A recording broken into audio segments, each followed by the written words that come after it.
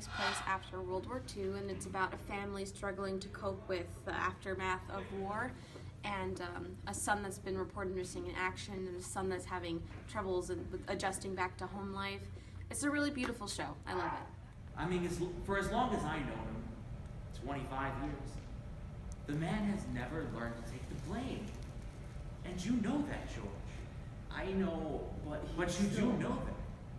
Because the way you come in here, you don't look like you remember. I mean, like that time in 1937 when we had that shop on Flood Street, and he damn near blew us all up with that heater he left burning for 2 days without water. You remember that, George? Yes, but the Well, then remember that. Remember that. There are certain men in this world, George, that would rather see everybody hung before they take the blame. You understand me, George? Basically, my character kind of has this weight of his own on his shoulders that he has to carry because he has to be this person, this patriarch of this family.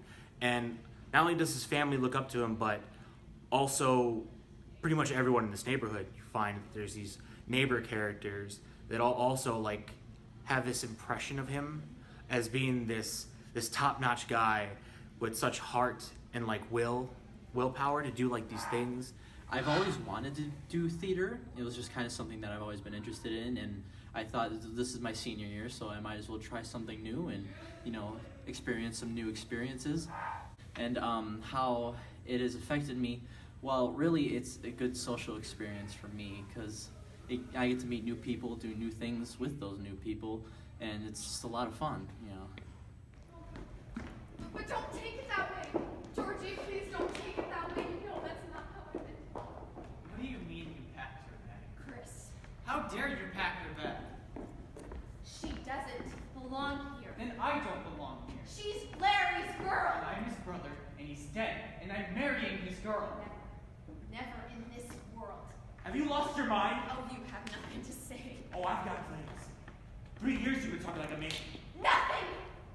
No, I say he's coming back, and everyone has got to wait. Mother! Wait! How long? Forever. Forever and ever until he comes back. Mother, I'm going ahead with it. Chris, I've never said no to you in your entire life. Now I'm saying no. You'll never let him go till I do it. I'll never let him go, and you'll never let him go. I've let him go!